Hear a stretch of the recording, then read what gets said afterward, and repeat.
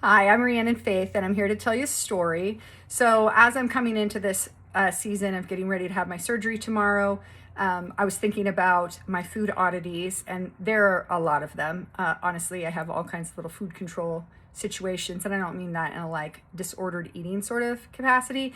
I mean more in the fashion of I have a particular way I want something. I want to consume something.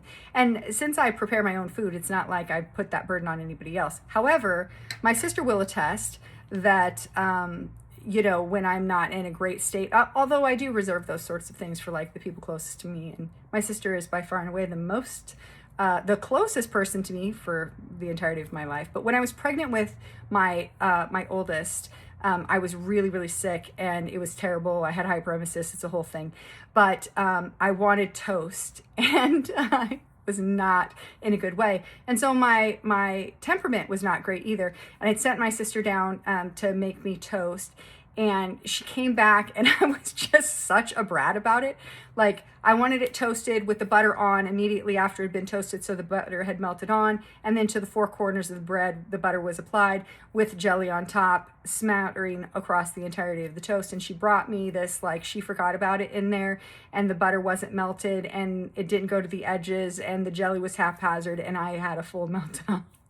And she was like, "Get your own toast," which honestly was a totally more than fair handling of that. But I am weird about things like peanut butter and jelly. Like, I want it on a like hearty nutty bread, and then I put the peanut butter on one side and the jelly on top of it, so that you get the right ratio. Because I feel like if you put the jelly on the other side, then you end up in a situation where you have more jelly than you expected. Like, it doesn't balance out. So that sort of freaks me out. And then it has to be cut down the middle. It's a whole thing.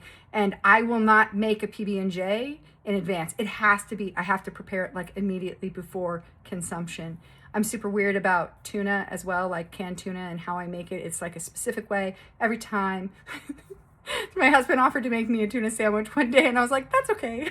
It's like, I'll make it however you want. I'm like, he won't. And I don't want to be a jerk, but I'll be a jerk, and I feel bad about that. But I don't know, like, maybe I'm the only one. It's probably it is a control issue, but and probably food trauma from childhood. Do you have any weird food things? I mean, I'd love to hear that I'm not the only full-on weirdo. I'm sure there are other weirdos out there with me.